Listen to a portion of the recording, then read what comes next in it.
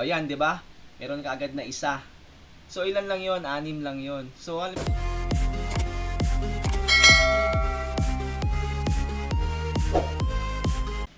So guys, magandang umaga. This is 500 Plays, ang inyong lingkod. So magbibigay tayo ng quick tips paano palakasin ng karakter paunti-unti.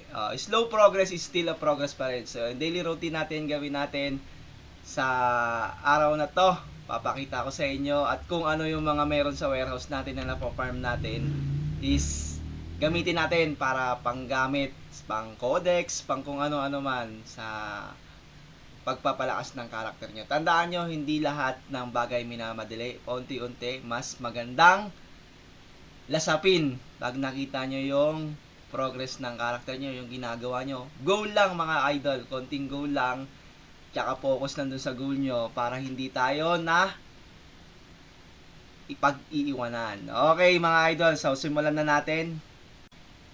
So ito na nga mga idol, no? Simulan na natin. At magko-codex na tayo kung anong meron dito sa ating warehouse. So, meron tayong maiko-codex dito mga idol eh. So, tulad nito sa physical. Yan. So, ito, meron nata ako nito. Nasa warehouse ko lang to mga to idol. Yun, meron nga. Di ba? So, ayan. Codex natin. Pak. Okay, meron na tayong physical. Dagdag na sa physical natin yan, idol. So, ayan, ang physical natin 10,274 na. So, paunti-unti na lang, ano? And then, ito pa ang gawin natin, mga idol, is ano pa ba? Ano pa tayo ng pwede nating i-codex? Meron pa eh. Saan? Okay, meron pa nga. Still ito, physical din mga bossing, ano? So, medyo mahirap to, pero makukuha natin yan paunti-unti. So, mamili tayo kung saan dito ang pinakamabilis na mahirap to kasi bihira lang lumabas to, mga idol. Ito mahirap din to. Ay, hindi naman mahirap to, ang dalawang to. So, pili na lang tayo ng pwede nating paggamitan. I think meron ako nito. Yung dalawang to. So, ayan o. May mga bago pala tayong features sa codex. Dahil dun sa bagong mga mystical natin, ano. So, ayan. Ito. Meron tayo. Meron tayo nito. So, hanggat hindi pa naman kompleto yan, keep lang muna natin yan mga idol.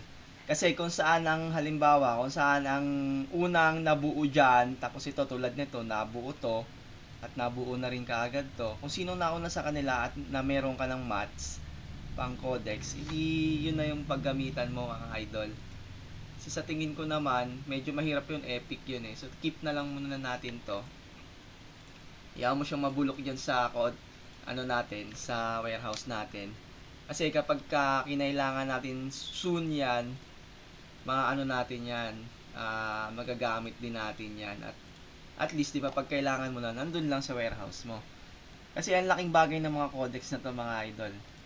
So ito wala pa, so hanap tayo ng mga pwede nating gamitin pa. So paunti-unti lang no sa goal natin kasi every dapat may goal ka kung anong gusto mong palakasin. Halimbawa yung papataasin natin ngayon is physical. So, halimbawa, 1 week akong mag-hunt ng mga materials dyan para sa pagpapataas ng physical natin. And then, ng physical attack natin. Ayan, diba? So, focus lang ako doon. Kapag ka-crit naman, so, ito ang gagawin ko. Pagka crit naman, ang ginagawa ko mga idol sa pagko-codex. Ayan, inuunti-unti ko yan. Pina-farm ko isa-isa yung mga yan. Tapos, gagamit ako ng alt ko. Halimbawa, kung mura lang naman to, ayan, 100. Tapos may naipon akong gold dun sa alt ko. Tapos marami siyang divine stone. Yun ang gagawin ko. Tulad nito, plus 7, ganyan. Pag meron naman siya, para mabilis lang. So, i-ups ko dun ng hanggang plus 8, hanggang plus 7. Kasi kung halimbawa, gagamitin natin dito yan, boss, sa plus 7, mag-ups tayo dito sa character natin or sa main natin. Naku, ang hirap mga idol. Tingnan mo naman. Ayan o, yung ano natin, pang-upgrade natin, ilang piraso lang yan. Ayan o, 20. Kesa so, ano, bumili ka sa market ng pang-crop nito, tapos pang-crop. Ang mahal nito mga idol, tapos hindi mo pa guaranteed na ma-plus 7 mo kaagad, o ma-plus 8 mo. Although, tapos ito oh, ang hirap nito. Ginagamit ko lang to sa mga importante. Na, yung halimbawa, yung pag binili ko siya sa using my alt, tapos mahal, halimbawa, tulad ng, hanap tayo ng mahal dito. Ito, mura lang yan. Pwede mong gamitin sa alt yan, para ma-plus 8 yan. Halimbawa, yung mga nagkakahalaga dyan ng mga, halimbawa, ganito. Mura yan, mura yan. Saan dyan? Ayan, tulad niyan, 270 yung isa, di ba? Yan. Tapos wala kang makitang plus 7, yung plus 7 niya ay 388. So gagamit na ako ng alt dyan mga idol. Ay gagamitin ko na tong ano, magka-crop ako nito kasi mahal na ito. Magka-crop ako nito using my main, tapos saka ko siya ipa-plus 8 at ano, plus 7. Tapos kung mapa-plus 7 ko siya, re-recta ko siya ng plus 8, gagamitan ko siya ng Divine Stone mga idol. So at least yung ano, hindi nasasayang kung saan-saan lang. 'Di ba? Ito gagamitan natin ito. I think may napa-farm naman nito weekly. Isa-isa nga lang. And then ito may mga bagong feature pala mga boss sa ating ano, anong tawag nito? Ito no, yung sa mystical natin. So, didiscuss ko yan mamaya. Or sa separate video ko na lang para mas maintindihan. So, ayan lang mga idol. Tapos, ito, yung inner force ko, ito, pinapataas ko to. Ang ginagawa ko rito, naman, ayan, 'di ba? Meron tayong ano, nagpa-farm ako ng mineral fluid sa SP, usually sa SP tsaka MS, diyan ako nagpa-farm, tapos sa TOBD farm na ako, ikot-ikot lang ako ron. And then pinapalit ko to. Itong mga Blue Dragon statue ko na, pinapalit ko yan dito mga idol. Since na ang glittering naman kasi is maraming source to kung saan ka makakuha ng glittering.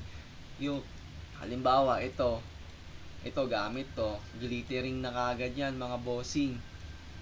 Kasi ang limited lang talaga na mapagkukuhanan ng glittering dyan is itong ano, itong essence. Kasi yung essence na yan, napakahirap kunin yan.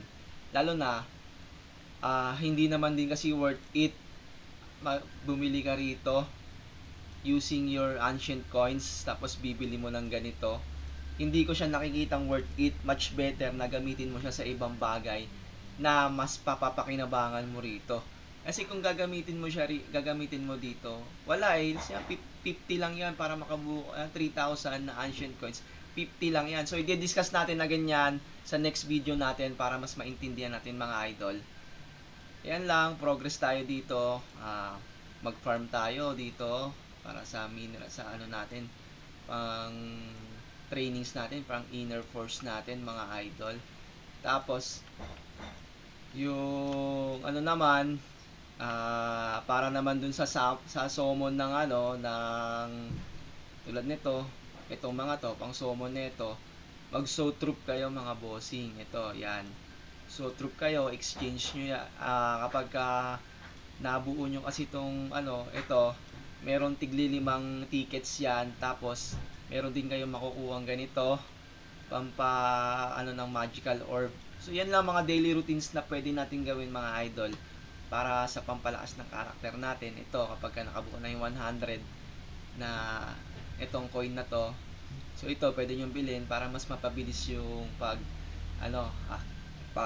progress ng ano mo, ng pag level pala ng magical orb mo. So discuss rin natin yan next. And then ito, Hell Raid, pambili niyan ng Hell Raid kasi ngayon kailangan yan para sa mystical piece natin, yung mga nakukuha dyan. Tapos yung SP, ito lang ang kadalasan na kinukuha ko dyan. Ito hindi ko na masyadong kinukuha yan mga idol. Kasi tingin ko mas importante itong dalawang ticket na to. Tapos itong mga to. Ayan, mas importante itong mga to. Pwede naman din kunin nyo kasi nakakakuha din naman ng ganito sa ticket ng ito, boss raid. Pero rarely lang, hindi madalas.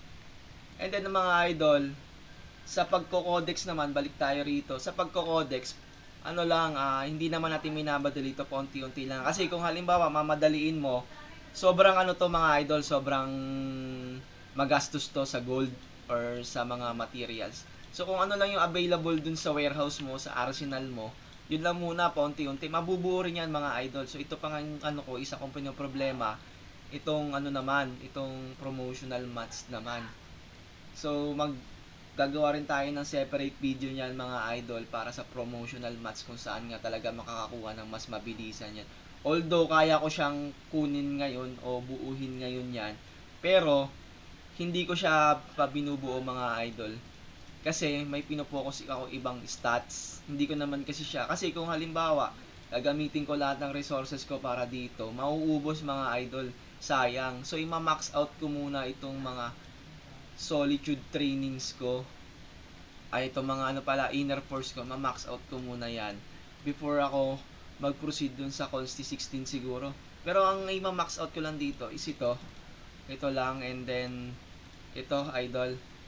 Yan lang muna kasi ang focus ko dito sa inner force ko. Itong mga to. Tsaka itong may Debres. Ito may Debres. Ito, yung knockdown tsaka Debres mga idol. Yan. Debres. Yun muna yung ima-max out ko dyan.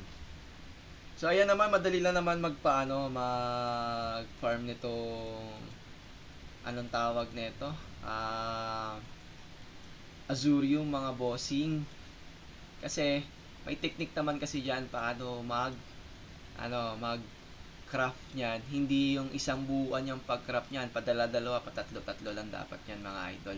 Kasi mas malaki yung chance. Based sa akin mas malaki yung chance ng magpo-proc siya. Yung yung great success niya. Padala-dalawa lang kasi at least hindi nasasayang. So wala tayo ngayon eh. So testingin nga natin mga idol. Pakita ko lang sa inyo. Pero hindi naman mostly is 100%. So magkuha tayo nito. Craft tayo ng kasi wala tayo, hindi tayo nakapag-farm eh. So ayan, craft tayo ng mga 20 siguro. Okay. Craft tayo, ilan yan? So 34 lang ang kaya natin kasi wala tayong balik natin. So magsasaya ako ng essence para makita nyo mga idol paano natin ginagawa. Kasi sayang kung hindi natin siya i-include sa video natin ngayon. So ayan, craft, medicine. So ayan mag-video na lang natin dito kasi wala tayong naipon ngayon, naubos na kasi. So nakapag-craft tayo ng 4. So try natin sa 100 piraso. Ilan ba to? So kulang So try natin ng 680 lang. Para may pang craft pa tayo. So ayan, mga idol. So bitin bitin. Kasi ang alam ko ilan to. So kulang tayo ng ilan yan? 15. So pagka ganyan naman boss, pagkabitin ako diyan, ito instead na gamitin ko kung saan-saan to, kung gagamitin ko siya rito, yung yung itong nakukuha kong mga tokens sa server expedition. Dapat ginagawa nyo ito mga idol. O kaya pambili na. Dito ko ginagamit mga boss. Either kung nagpapalevel ako sa Dark Chance Blessings ko ginagamit. Or ito, dito. Kasi instant kagad to, 100 kagad yan 10 lang kailangan mo. So ayan. Try natin mga idol. So minsan kasi mas malaki binibigay. Minsan 1,000, 400. So ayan, 200 siya And ayan na, craft nga natin. Para makita nyo lang mga idol. Kasi mas malaki yung chances na makakakuha kayo ng mas marami na ito. Ng great success kapag maraming tries kayo. Kaysa sa isang buuhan. Pag isang buo kasi minsan isa lang lumalabas, dalawa. Minsan, pagka ginawa ko to, minsan dalawa yung lumalabas. Tulad yan, talo. So wala kung inubos ka agad natin yun, maramihan. Minsan 20 lumalabas dyan, 200 pieces nito, 20. Minsan wala pa nga lumalabas na great success o minsan dadalawa lang. So testing ulit natin. So, yan lang, no? At least dun sa 8, meron kang chance na makuha kang isa. So, sabi natin dun sa 8, ilang percent yung sa 8, ilang tries yun? 8 tries natin. So, ilang percent yung nakuha nating chance ng nakapag-great success na. Either nasa, sabi na natin nasa 30% na chance yung nakuha natin ng Azurium, di ba? So, madali lang naman tong i-farm itong mineral fluid, mga idol. Sa mina-mina lang kayo dun sa MS tsaka SP. So make sure lang na wala kayong kaagaw dun sa oras na yon, kasi minsan may mga high level diyan nag tawag nito, pa-farm din yan. So papatayin lang kayo kung hindi nyo siya kaya. So unlike sa akin, kung pumapalag naman tayo kahit papano, so minsan nakukuha natin pati yung mga boss dyan, yung mga boss at malaki din nakukuha na mineral fluid dun, mga idol. And then, ano pa bang pwedeng gawin natin dito? So, sa mga enchant naman, halimbawa, yung enchant nyo, hindi pa goods talaga. Tulad nito, hindi pa siya maganda yung enchant neto. So, ang pwede natin gawin dyan, kung may available naman din kayo, tulad yan, wala. Kasi, mahal pala netong enchant. So wag na muna kung maganda-ganda naman nakuha natin. Kung halimbawa dito hindi ka pa satisfied dito sa mga enchants mo, halimbawa may papalitan kang enchant dito, saan ba yon? O kaya gusto mong mag-try ng double enchant, so pwede mo namang gawin yan, mga idol. Wala na akong may enchant dito, boss, bukod dito knockdown na kasi ito, kailangan natin yan. So all goods na yung mga enchant natin dito. So halimbawa lang naman na hindi nyo kailangan, mag-enchant kayo. Halimbawa, yan, enchant kayo dito. May nabubuo naman ito pag nag-EFK kayo, di ba? So try nyo lang mag-enchant. So malay mo makakuha kayo ng double enchant o kung ano man, di ba? Swerte 'yon. So halimbawa, ito naman, may mga naiipon tayo. Ito plus 8. So sinisave ko to. Kasi wala naman din akong bihira din naman makakuha nito, mga idol. So ang ginagawa ko, for backup ko itong mga plus 8 na to, mga gears na to, pambuo para pang codex rin. So minsan gamitin mo siya pang codex dito. So wala pa naman kasi natin, hindi pa natin tapos yung story. So halos wala na akong yan. So gagamitin ko yung pang craft para sa i-codex ko ng boss, ito sa Eva. Sa Eva or Accio ata. Eva ko ata gagamitin yan. Dito ko siya gagamitin. Ayan. Kasi nag-iipon tayo ng glittering ngayon para ma-craft natin to. Tapos farm lang para mabuo natin. So madali na lang to. Diba? Kung medyo masipag ka lang sa pag daily routine mo na ginagawa. So meron naman tayong mga videos diyan. Panoorin niyo na lang din kung paano natin ginagawa dun sa pag-farm ng glit or sa essence naman. So tinuro ko na rin naman kung saan yung gagamitin yung mga blue statue nyo. Kung essence lang talaga yung focus nyo, so lahat gamitin nyo sa essence. So goal nga lang tayo, mga idol. So wag kayong dun chop suey. Alam ba, ito gusto ko pataasin yung crit ko, tapos gusto ko pataasin yung crit Eva ko. Gagawin nyo dyan, focus lang muna kayo. Kung crit ang papataasin nyo, crit lang muna. Yun lang. Kung Eva lang muna. Kung physical attack lang muna. Ayan, physical attack. So focus lang muna kayo sa physical attack, mga idol. Yan lang muna, 'di ba? So wag kayo dun sa halimbawa, gusto ko ganito, ganyan. Pataasin ko tong ganyan. So ang mangyayari diyan, mas matatagalan kayo dun sa progress kasi ang mangyayari, boss, yung materials yung maahati-hati. Tatama rin kayo. Ang tagal bago mabuo yung codex ninyo. Kaya ang medyo crucial yon, medyo para sa akin yon, hindi progress yung ginagawa nyo, ini-stress nyo yung sarili nyo, di ba? Dapat kung may goal kayo, focus lang sa isang goal, focus lang sa isang stats kung anong papataasin nyo, para hindi kayo naguguluhan. At pag magpa-farm kayo, yung focus nyo dun lang sa materials na kailangan nyo para dun sa stats na yon. So yan lang, mga idol.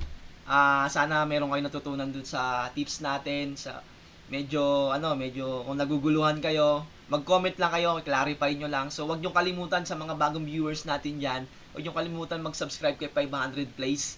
At magtanong kayo, na kung anong kailangan yung malaman kasi pwede naman natin sagutin yan. So, hindi ako expert talaga.